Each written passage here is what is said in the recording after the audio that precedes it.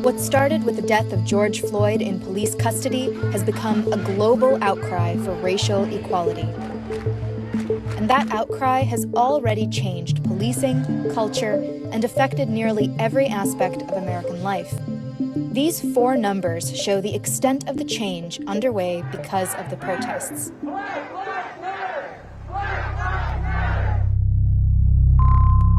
Former Minneapolis police officer Derek Chauvin has been charged by the Hennepin County Attorney's Office with murder and with manslaughter. Within 4 days of George Floyd's death, this cop was arrested and charged with second-degree murder. The other 3 officers who were on the scene have also been charged. That's the fastest charges have been brought against any officer in Minneapolis, and it's a rarity nationwide. A recent analysis found that 99% of killings by police from 2014 to 2019 did not result in a conviction or charge.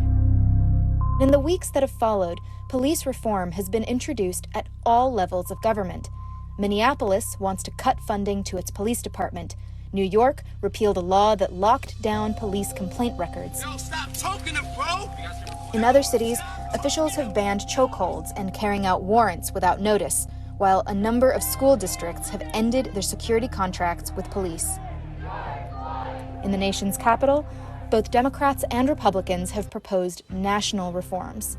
An executive order from President Trump will set up a national database to track police misconduct and incentivize departments to follow best practices with federal grants. The U.S. has tried to tackle police reform in the past, but it's never happened this quickly.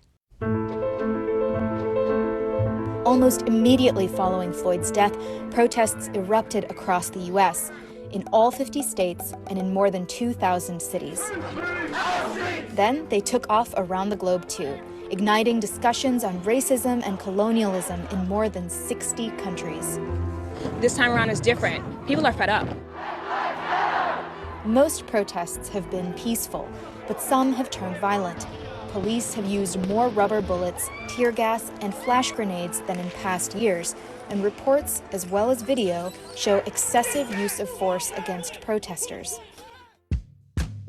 $250 million. That's the amount of money the NFL has vowed to donate over the next 10 years to, quote, end systemic racism.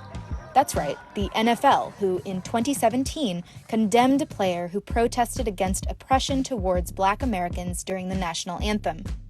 That's just one example of how change has touched nearly every aspect of our lives, from social media campaigns to the brands we use, and even the big screen. Like this show, which had been on the air since 1989. Now it's gone. Gone with the Wind is gone too, for now, and will return with an introduction explaining the historical context. And this Grammy-winning group, they changed their name to Lady A. And NASCAR will no longer use the Confederate flag, which represents the group of southern states that fought to keep slavery and sparked the Civil War. Speaking of the Confederacy, 1,500 pounds. That's how much this Confederate statue of Johnny Reb in Virginia weighed before it was taken down. Throughout the U.S., statues like this one have been vandalized or removed, in some cases by protesters themselves. It's not just the Confederacy, or just the United States. It's King Leopold II statues in Belgium. In London, this statue of Winston Churchill had to be boarded up to avoid damage.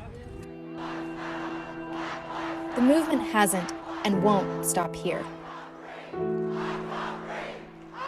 There will be more investigations and policies in the months to come, as well as a presidential election amid a pandemic that's also highlighted America's inequalities. But marchers have delivered a clear message in the 30 days since George Floyd was killed. Change how America treats Black people, and do it now.